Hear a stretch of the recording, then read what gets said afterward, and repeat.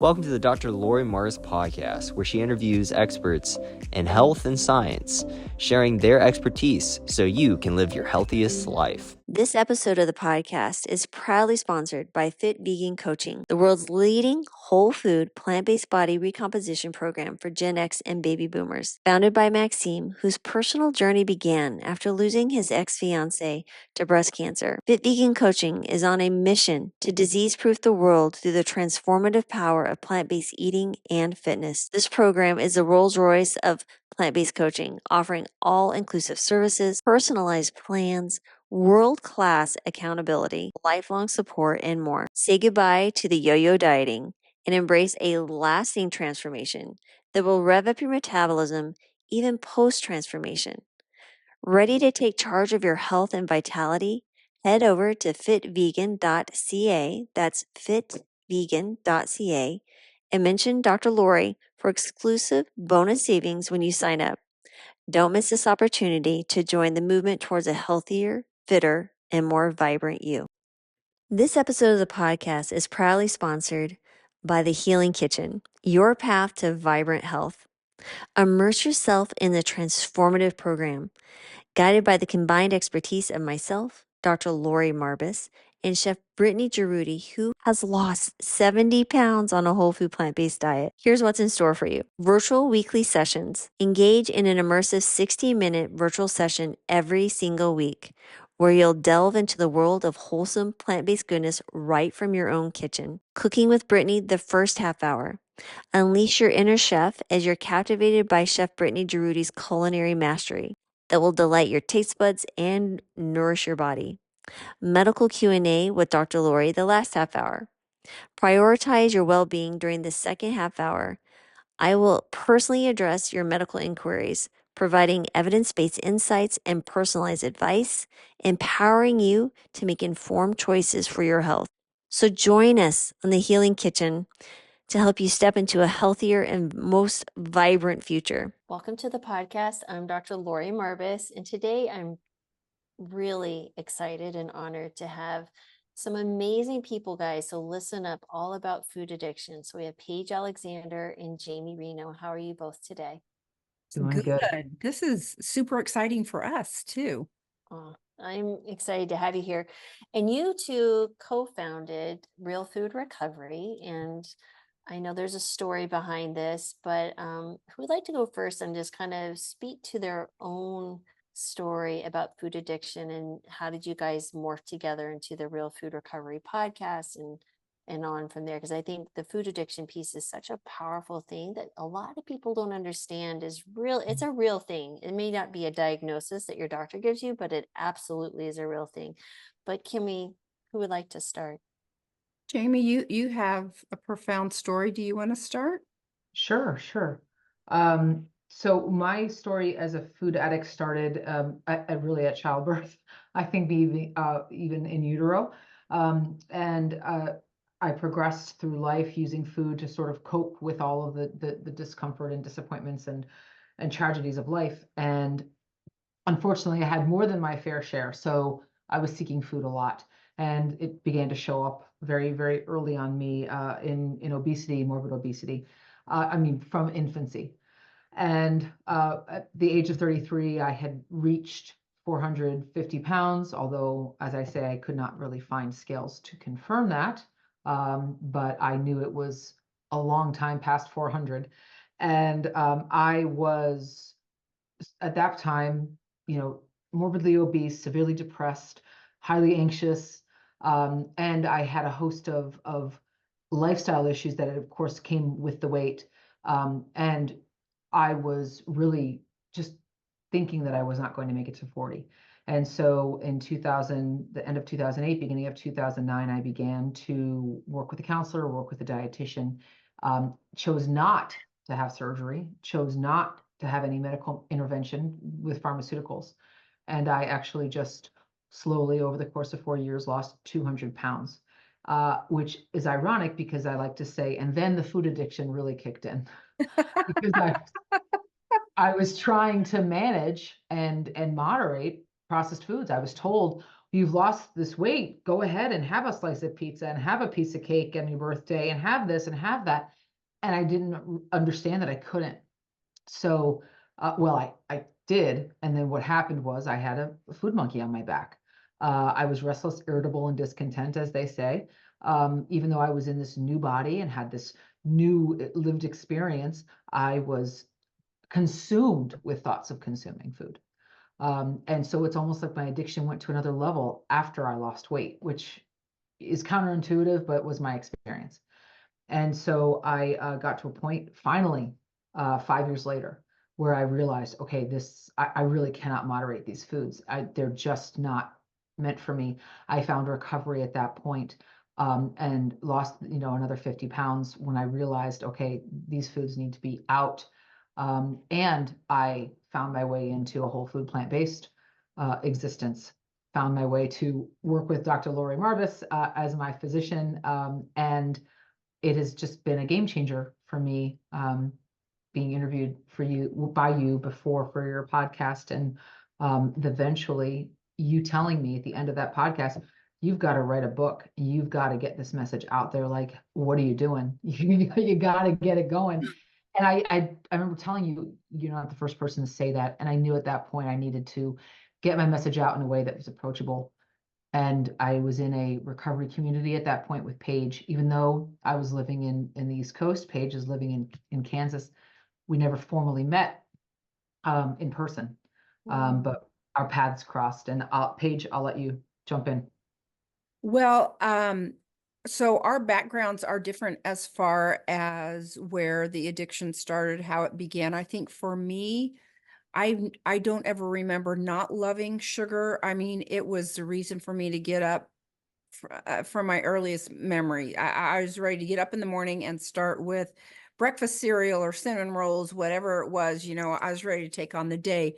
I was a spindly kid, a hyperactive kid, so weight wasn't an issue for me until menopause started.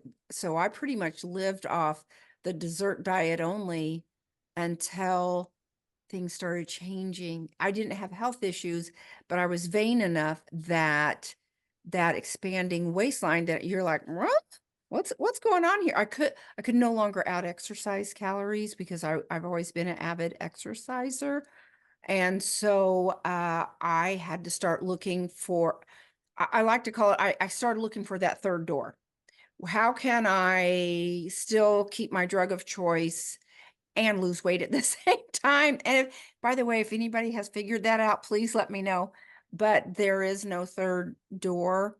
So I started experimenting with plant-based sweeteners. I have a food blog, Food Fitness by Paige, that I've created all these recipes, probably 1,000 recipes of how to have your dessert with these plant-based sweeteners. But it still would make me have these sugar binges once or twice a month. And I couldn't figure out for the life of me what is going on, because I was hyper controlled in every area of my life. I mean, type AAA personality.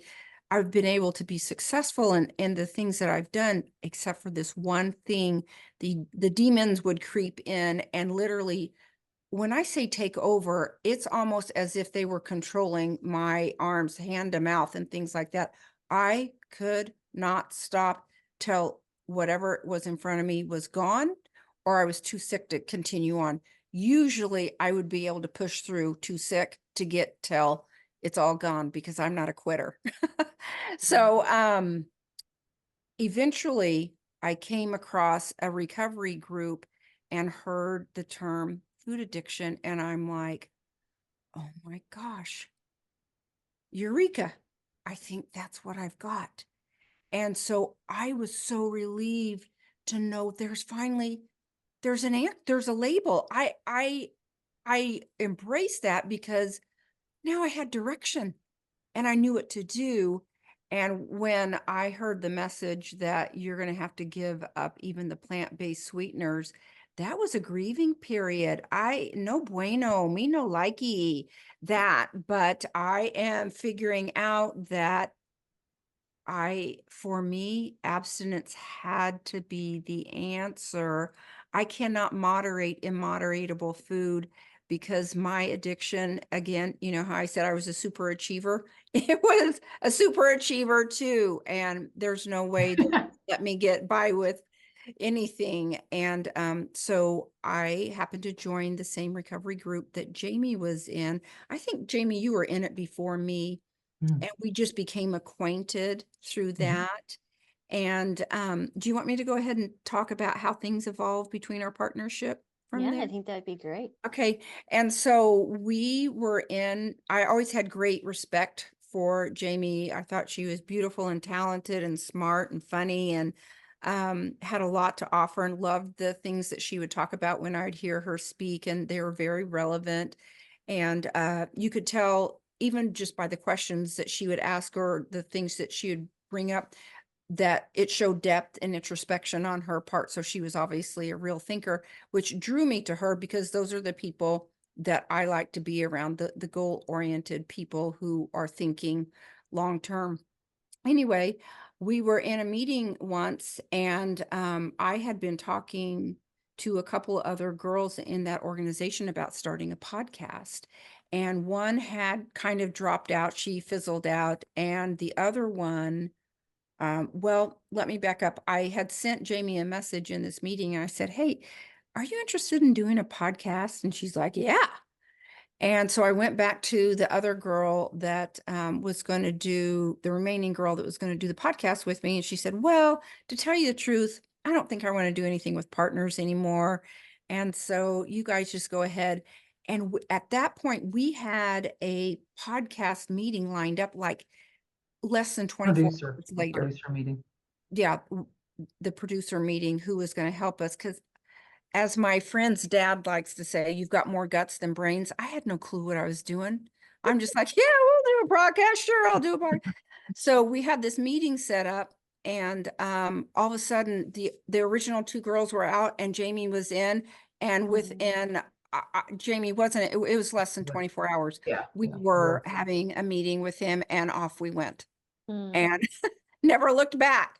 And mm, started Crazy, right? recording episodes the next week, the very next weekend. We started recording. I mean, we just hit the ground running, and now we're 60 episodes in, not even a year later.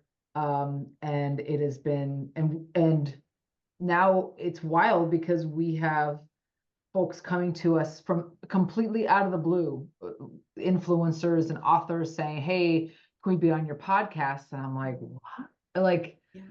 so we're having to vet guests and all of that, which is wild. And then that eventually we came together in April of last year, really, to start the podcast. And when we came together by July, it was very clear to us that we had to create a community. We created this sort of 16-week course. Well, not sort of, it was a 16-week course that we created, and that flowed so easily from us. We realized that the course needed to be a site, the site needed to be a community.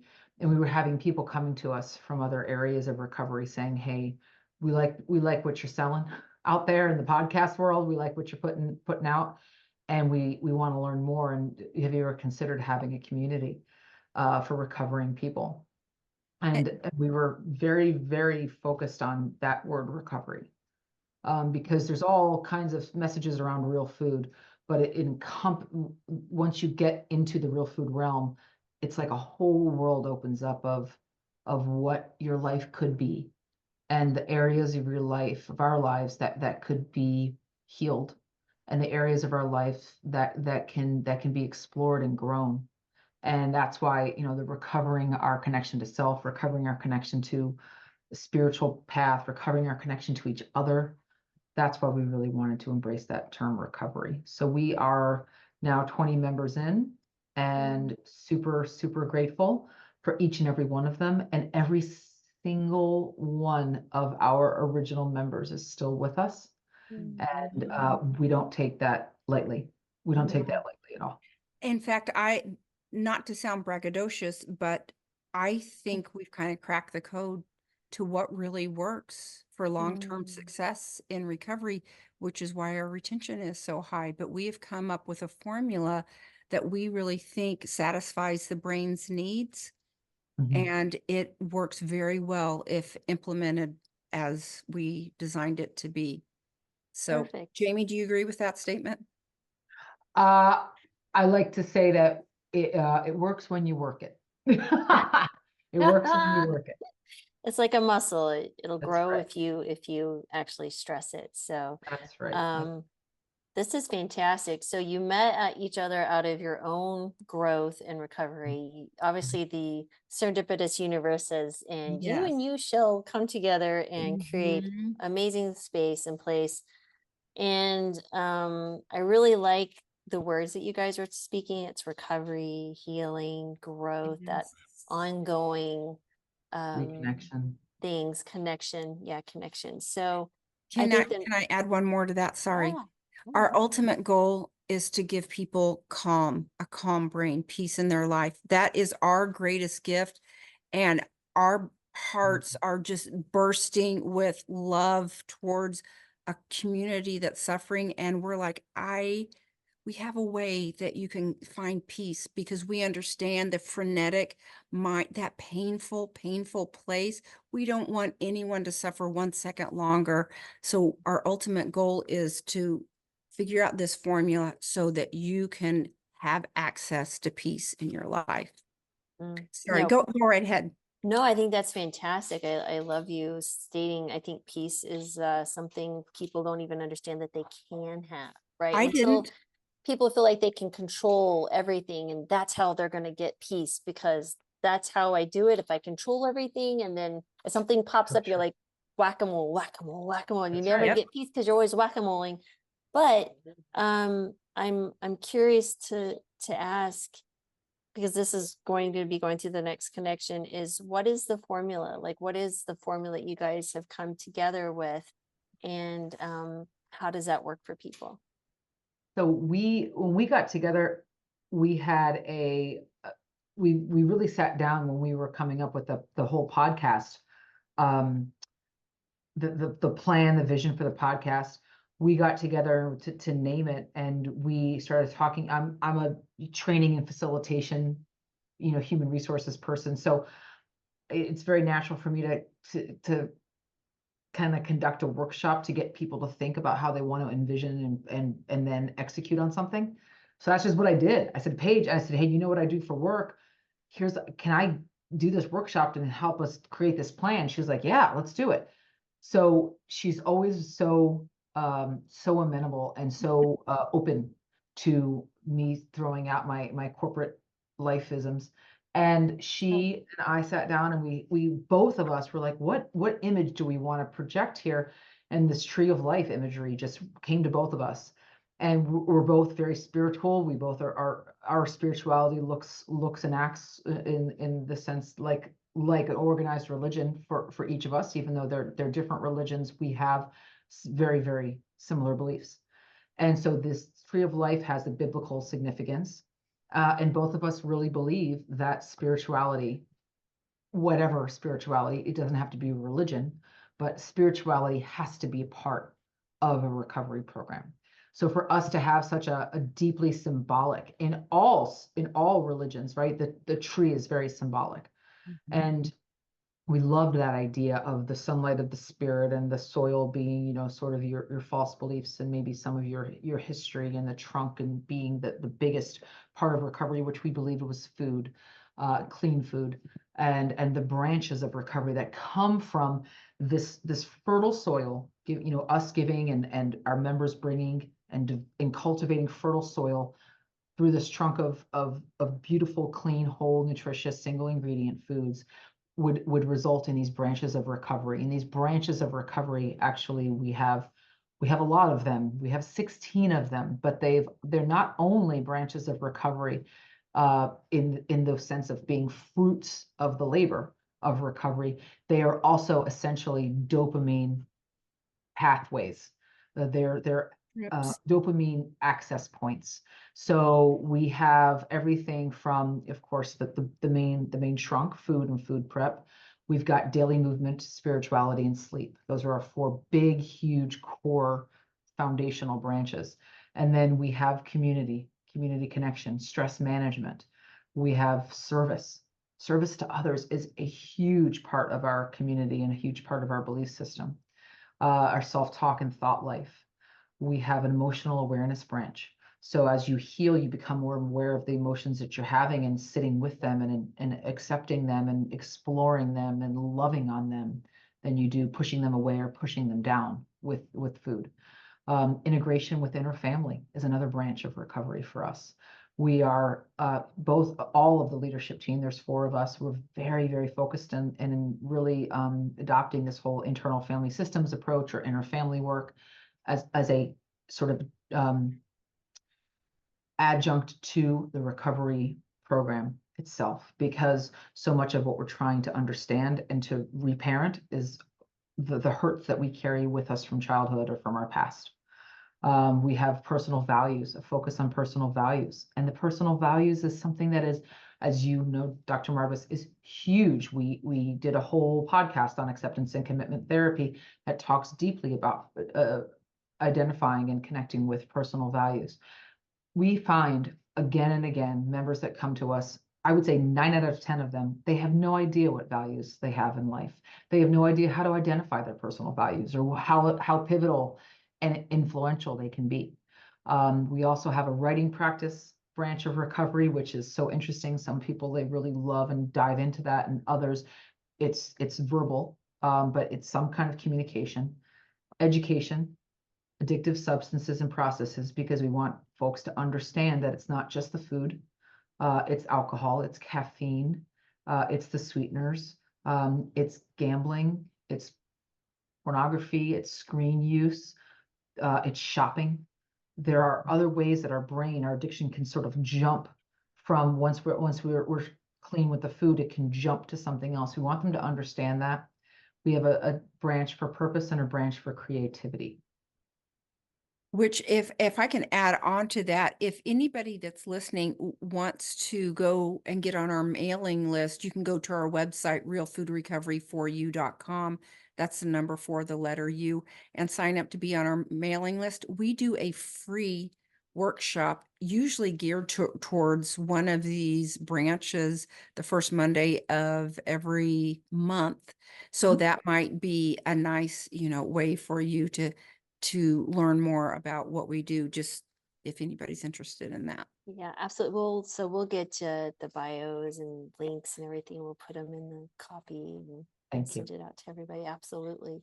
So this is awesome. I like that the tree trunk and then the soil, and I like gardens, right? It's the whole idea Yeah, is that little sometimes soil. you have to weed, sometimes you have to add fertilizer, you have to, Right. really pay attention to your inner garden so you can grow your outer garden.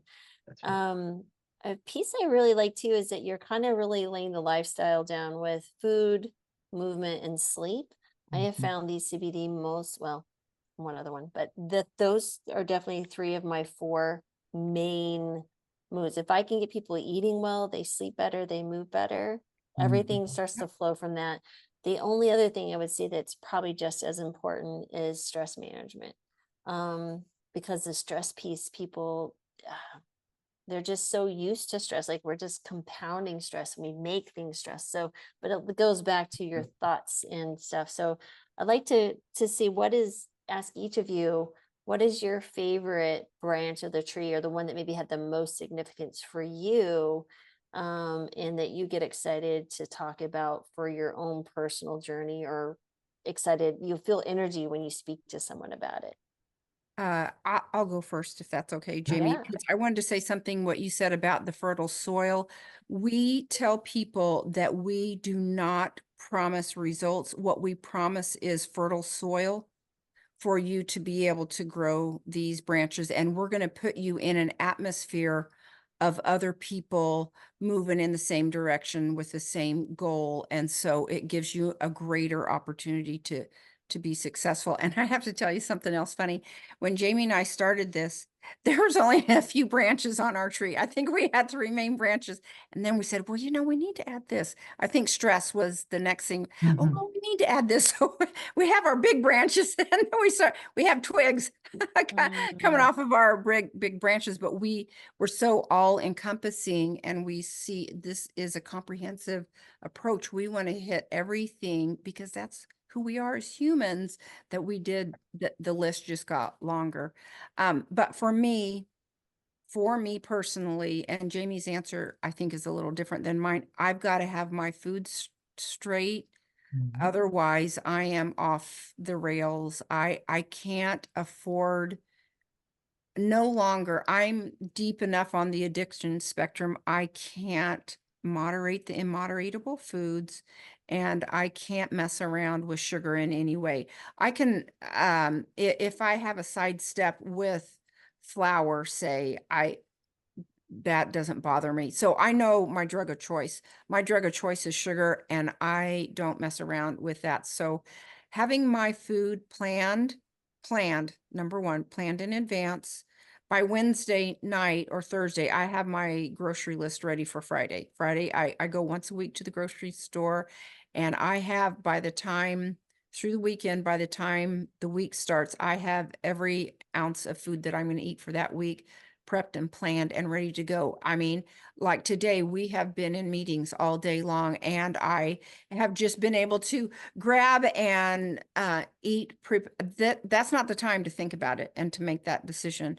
I make that decision well in advance. I always live in future self, and I am extremely responsible about having my food ready.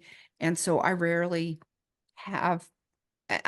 caught with my pants down because it's such a high priority. I know before my eyeballs close at night what the next day is going to look like, to the best of my ability, of course. But and if I need to take my food with me wherever I go, by golly, that's what I do. That does not bother me in the least. So for me, the food planning and preparing is my number one ultimate safety tip for anybody out there getting started. Mm-hmm. Yeah. Jamie? Um, I think food is definitely very important to make sure that it's prepped. One of the things that Paige and I bring to our members and just to the podcast is Paige and I have different lengths of time in recovery. So I'm in my 15th year, and I have found my way. And yeah, Paige is in her third. So it's wonderful because no matter where our members are in their recovery process, they know that they're getting, somebody who's closer to them, or somebody who's walked the journey a little bit longer and can say, hey, a few years back, I remember I hit that, you're about to hit that bump. I can tell you about that. So we bring that perspective. So for me, I've done the food and food prep thing for so many years. It's inherent, and it can be a way for me to rest on my laurels, which can take me down. So I need to be very mindful and honest with myself about my food and food planning. I know well enough by now to know that success is in the planning. So if I want a successful Monday through Friday, it starts the Friday before. It starts the Friday night before, when I'm at the grocery store, when I'm making my food list, when I'm doing my food prep during the weekend. But I will say that it shifts for me. Some days it's my spirituality that really it takes focus, or my disconnection with my spiritual practices that need attention. And other days, daily movement is almost as important to me as my food prep, because it's one of the ways that I've dealt with my shifting cortisol levels as I age, is getting up and getting moving right away. For me to sit and have time with God right first thing in the morning, I'm like, okay, let's go. We got to go. And so I realized that my cortisol levels are really high first thing in the morning. So I get up, I move, and that puts me in a place of calm where I'm able to focus on whatever I need to focus on. And other days, It's okay. I'm really feeling the need to have my 8 to 9 hours prioritized. So I'm going to prioritize those. Mm. Uh, so I would say those four rotate throughout a given week. And then every once in a while, I'll be like, okay, I need to spend some time with the kids, I call it, which is my inner family time. And I'll just tell my husband, I need half an hour. I got to spend some time with the kids, and he knows what that means. And he kind of, leaves me alone, and I do my thing. Mm. And sometimes it's reconnecting with personal values. And when I'm really feeling overwhelmed, and I'm really feeling like I'm overwhelmed with the desire to control whatever, that's my indication to get out of self and serve. Beautiful. So That's, I love how your inner reflections really dictate. You understand you have a list of tools, you have a toolbox that allows you to reach into them and go, okay, it's like a doctor. You're prescribing your own yeah. antidote to whatever it is that's ailing you. Mhm. And I love that so much. And I believe also the spirituality is huge piece. Because if you don't have that, I think you're really going to struggle. You'll just exchange one addiction for another, right? Yep. And Mhm. never truly find that peace and happiness that you guys are speaking about. Mhm. um my question is, I want to dive a little bit more deep into, maybe you guys can both share your experiences, this inner family time. Could you share what that looks like for you, like on a practical level? What does that actually mean? Sure. Paige, are you okay with me jumping in Yeah, on that? please. So, uh, I don't want to identify with any one particular movement or thought leader here. I found my way to inner family work as I began healing in recovery programs. I ended up, even though I don't have a problem with alcohol, I could care less about alcohol, but I attended AA meetings because I was fascinated by the process of the recovery community in action, and some of the healing that was happening. AA led me to its complementary program, which is called Al-Anon for families and loved ones of alcoholics. Al-Anon really is a program for living. It's a 12-step program like AA, but it's a program for living. And it taught me a lot about how to love better, and how to be in relationships in a way that was aligned with my spiritual growth, instead of trying to control everything and everyone around me. And where that led me was, okay, now I'm at this place where I know I need to ask, my higher power, who I call God. I need to ask them for guidance. I can't influence people, places, and things around me. I can't control them. So now I've got this connection, and I'm like, okay, I get it, right? It's God's world. I'm living in it.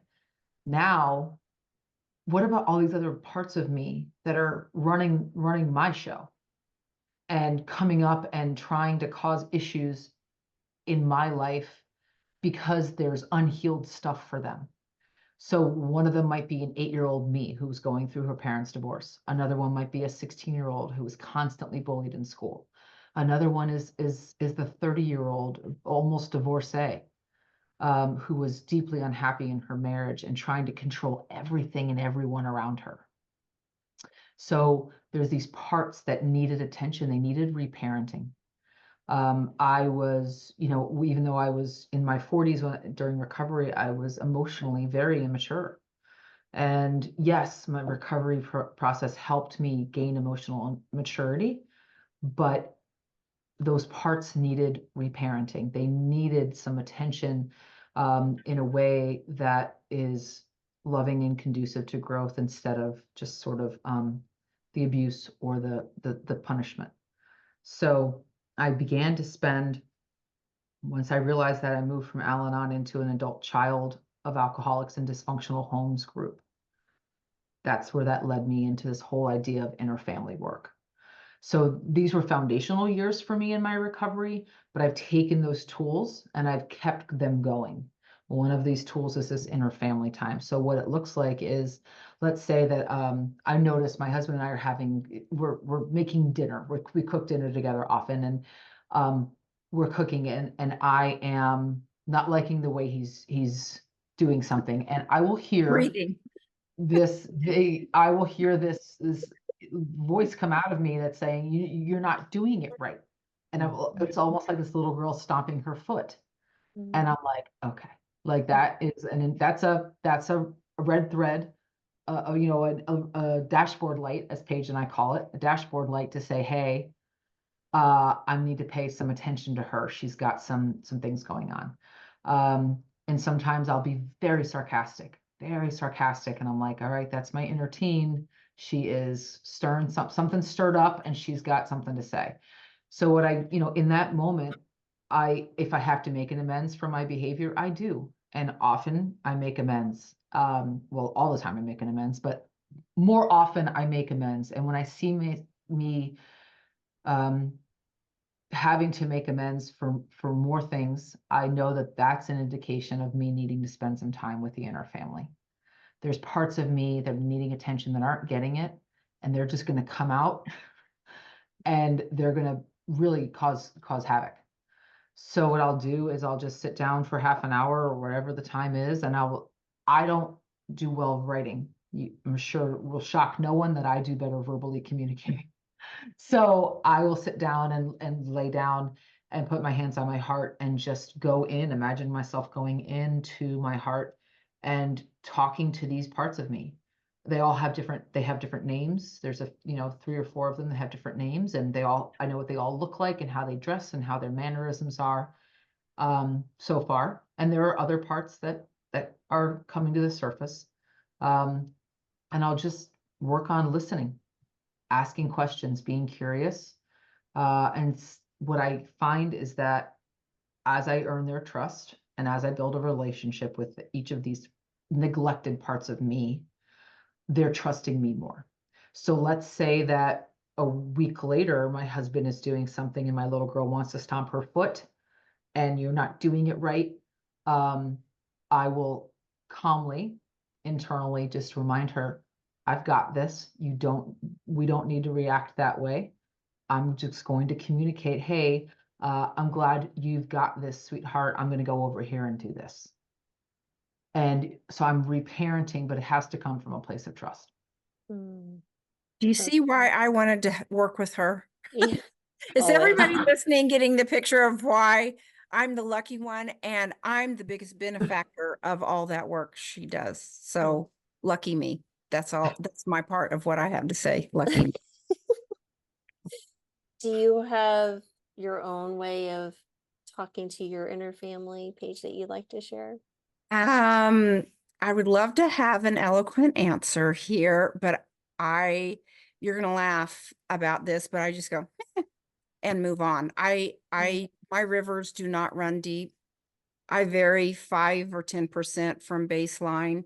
I'm just not that deep of a person, and I just came wired. It's not like I tried to do anything. I'm just more wired to go. I'm like my mother and her mother. And so, yeah, that's one battle I either don't have, or maybe I'm just not willing to take a look at it. I'm not sure which, but I don't feel pulled in that direction. I have a lot of work in other areas, but that's not my big one. Yeah. I think you tell me if what I'm hearing you say is it's awareness, right? You're being aware of what's going on, be it you're like, I see you, and it moves on, or it's, Yes. oh, this Yeah. child needs attention and I need to speak to it. And then it's acceptance that this is what it is. You right? just said the word. That's it. Yep. That's it. I'm an easy acceptor. And I've learned so much from Jamie that I have increased my skills a little bit to refine them even to the next level. But yes, we talk a lot about acceptance is that first step in being able to go, And I and think your awareness and acceptance brings you to this present moment, which then I think what I think you're hearing, at least in my mind, if if I was to do some similar ideas, would be then you're taking whatever that pain, because really ultimately I think these individuals, components of your identity, right? They have stories, they're representing some pain, and the pain needs to be transmuted somehow. So that's kind of what you're doing. You're bringing it into the present, you're Exactly. listening, you're engaging, and you're transmuting it into that. Exactly. So for me, what that looks like, it's, well, that's interesting. Like you'll have this much larger response. You're like, why am I complaining? Why did I just say that? What I like to do is just turn to it and going, I see you. What am I here to learn? Why are you here? What are you trying to Exactly. teach me Yeah. in this moment? And then that allows me, and I don't even necessarily bring thought to it. It's like a knowing or something, you just kind of evolves and you're like, okay. And then you just might do this on a much faster scale. Sometimes it takes me longer. Sometimes it's sometimes it's a It like, depends. definitely, right? Mhm. I think that's a wonderful set of skill sets to have, regardless of how you engage with it. I think it's really cool how people Absolutely. share The with it. answers And bubble up. They bubble up. yeah, I don't, I'm not thinking. I'm literally yeah, just listening. that's awesome. And they Mm. I bubble and love they that. bubble up and they bubble up. I'm grateful for it. When years ago, when I was early in formal recovery, I was living on my own. I was divorced, and I was standing on my own 2 feet for the first time in my life as a woman, really. And I was doing all the things that you do as an adult. And I was falling asleep one night, and I remember this little tiny voice that I'd never heard before said, "I love you." And I Mhm. thought, I was so not ready for it that I thought someone was like in the room, or there was a child somewhere, like, in another apartment. I just thought that's wild. And then I realized, no, it was from inside of me. And I really believe that was like my inner little girl for the first time communicating with me, because she saw me finally taking care of her. Wow. Yeah. Mhm. That's Beautiful. amazing. That's beautiful in and of itself. I mean, just a visual of that, you resting and having this moment where you were at peace, and it's like, okay, it's safe for me now to Exactly. reveal Very, myself. I'm very not going to be symbolic. pushed away or pushed back. I think Exactly. that's fantastic. So, with your community, can we talk a little bit about that? I'd love to hear kind of like where people are coming. Like, can you identify or give some characteristics of your members? So maybe people listening, they can start, saying, hey, maybe this might be something that I could benefit from. What are the general characteristics that you're seeing this? Because we see people come to us, and there's definitely a common thread typically with qualities or personalities or characteristics. I'm Mm. going to assume mostly women, but can you guys share a little bit of that? We are women based. We would love to have a men's branch at some point. We don't have enough of that interest right now, but there's been some interest, but we don't have enough to formally start that branch. So yes, women focused. It is people that are suffering from food obsession, who have just been struggling, looking for answers, and they trust us. They trust our message. They've gotten to know us. They believe us. And so to make it into just a couple of words, I think it's people that have been struggling with food obsession, however that shows up in their life. It may be binging or restricting. It may show up in their relationships, but that's the common thread. Would you agree with that, Jamie? Yeah. Yeah. Or even a vacillation between the two. We've Mm, got everyone from folks that binge and restrict in a cycle, to folks that have binging behaviors and just now are realizing that the overeating, they're in an overeating phase. We've got folks that had, similar to what Paige is describing, where they would out exercise, or had some of those exercise bulimia-esque behaviors. mm, And we have folks that even one of our leaders who was diagnosed by her counselor at the time, and even her physician, diagnosed as a bulimic, and diagnosed with this eating disorder diagnosis, and then found her way into food addiction recovery, and those binging and purging behaviors completely went away mm, when she found her way into recovery and understood that the food was was driving the addiction was driving the behavior. Mm, right. So like you said, I think this kind of just steps back into there's the addiction cycle, but everyone has their different drugs of Yes. choice, right? And so, like you Mhm. said, shopping, porn, Mhm. gambling, videos, like whatever that might be. And but the food is such an easy and accessible Mhm. and such a physiologic strength, like it just grabs hold of you. Yeah. Um, yeah, and it's accepted, right? It's It's acceptable in accepted, this it's society. encouraged. Yeah. And It's And encouraged. if I yeah. can just tag onto that, so we have a group coaching setting forum on Zoom, and we have 2 or 3 hours of meetings a day. So when our members come in, we, find out where they are, what their conundrums are of the day, and then we always tie it back into recovery because we're solution based. How is this tying into our branches of recovery? Are Mm. your personal values? Have you stepped out of line with your personal values? So we try to push them back into analyzing for themselves. And let me just say, when people are struggling, I always start with the basics.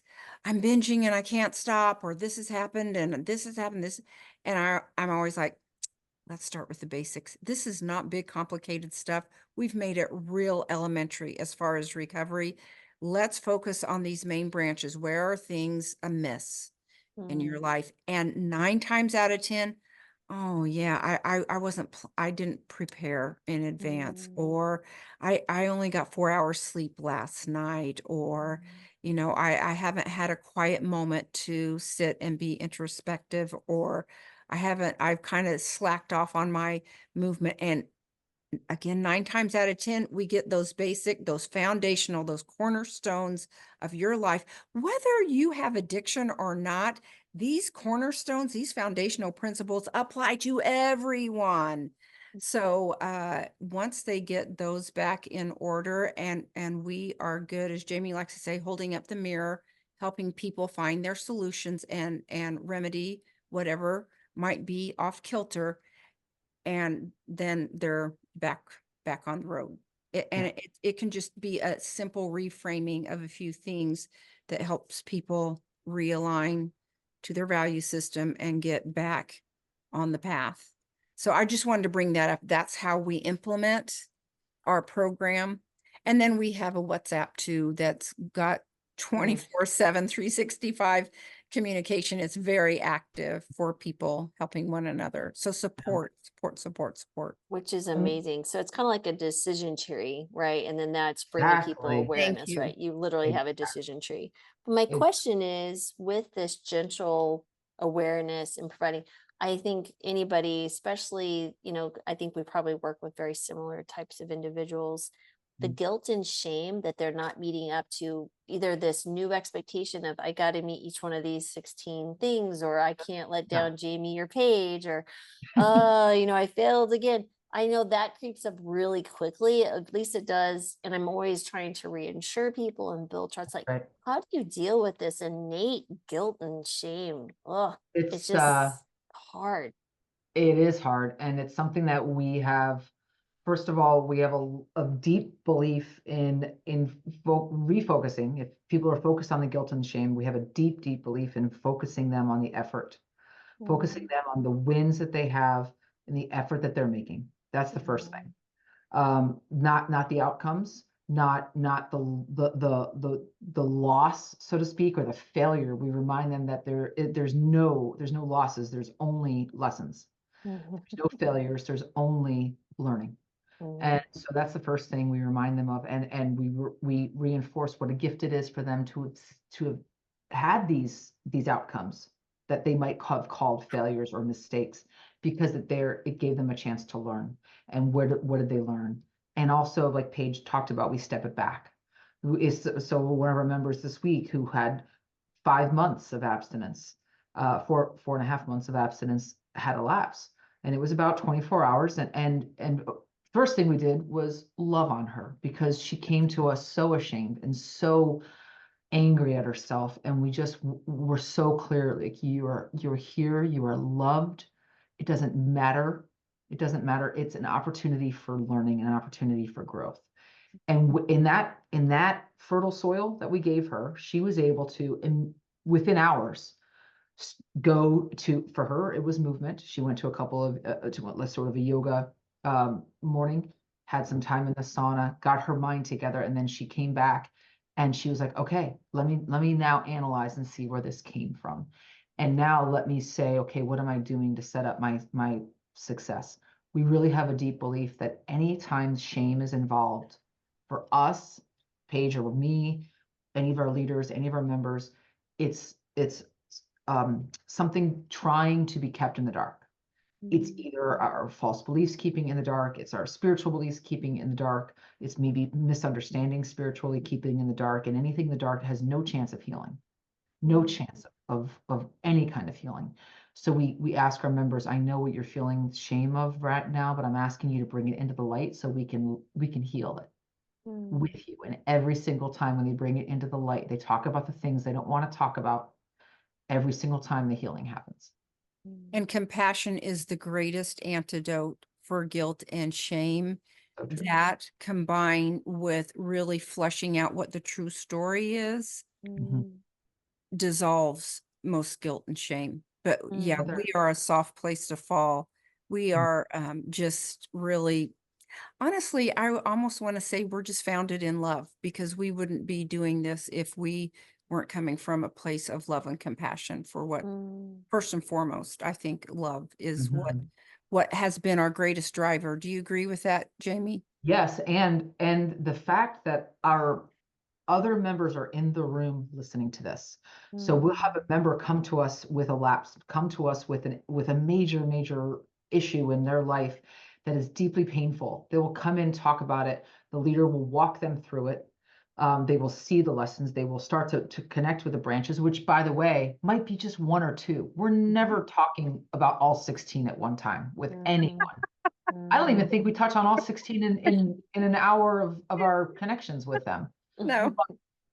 All the other members in the room, and sometimes we'll have 10, 12 people in a room, they will hear what that one member is going through, what they're learning from it, how they're working their way through it, and every single member benefits from it. So what happens is, and it's so cool, we have these members now, especially in the WhatsApp, because we've got some crosstalk guidelines. We don't want anyone who's not in a place of leadership and wisdom to be influencing it in a way that might misguide someone. But in the WhatsApp, what we see is members lifting each other up.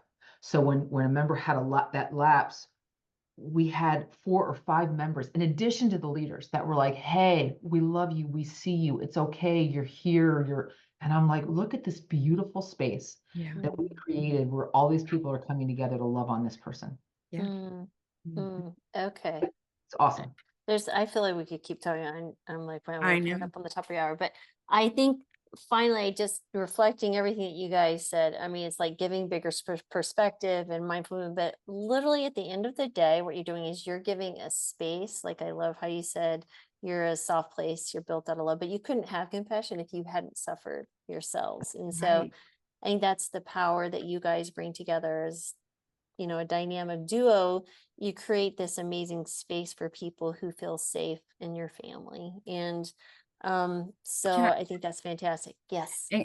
So since we're set up on a group coaching platform, Zoom, like we're talking now, the advice we give to one applies. It's applicable to all. And so you see heads nodding continually. Because their heads are nodding because they're like, I know you, I am you. That applies to me. I understand that. So people are just, yes. And so that's why I love the group coaching, because the advice really is just across the board. It goes to everyone. Absolutely. Well, I think it's beautiful. So any final words, because I want to be mindful of your time here. Any final things you like to share? Thank you. Thank you for your time. Thank you for your wisdom. We would not be sitting here, Lori. We would not be sitting here talking to you if you hadn't been so inspirational and planting some of the seeds you did with me You're so a sweet. couple of years ago. It's absolutely true. We would not be writing this. Paige and I are writing a book we're super excited about.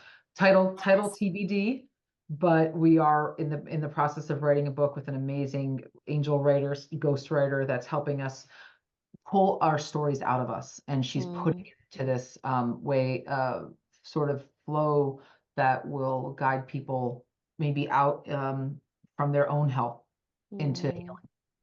Yeah, no, I think it's fabulous. Well, thank you. I'm just even honored that you would even consider me a part of that journey. Absolutely. Well, it sounds like a second podcast to talk about this book, or maybe even before then. Okay. But yeah, I love that. And I think, just something that came to me as you were talking about putting it in a manner, I think a really nice way is to ask those questions that you always get asked and have you guys answer them in a Oh, book, and that part of the book might just give you some ideas there, but that's Love it. how my thinking goes. But anyway, this has been fantastic. Thank you everyone for listening. Thank you, Paige and Jamie, and everyone, please check out their website. All the links are below. We so appreciate you guys being here, sharing your story, and creating a space for others to also evolve, and the ripple effects will be profound, I'm sure, way more than we'll ever know in this lifetime. So thanks everyone.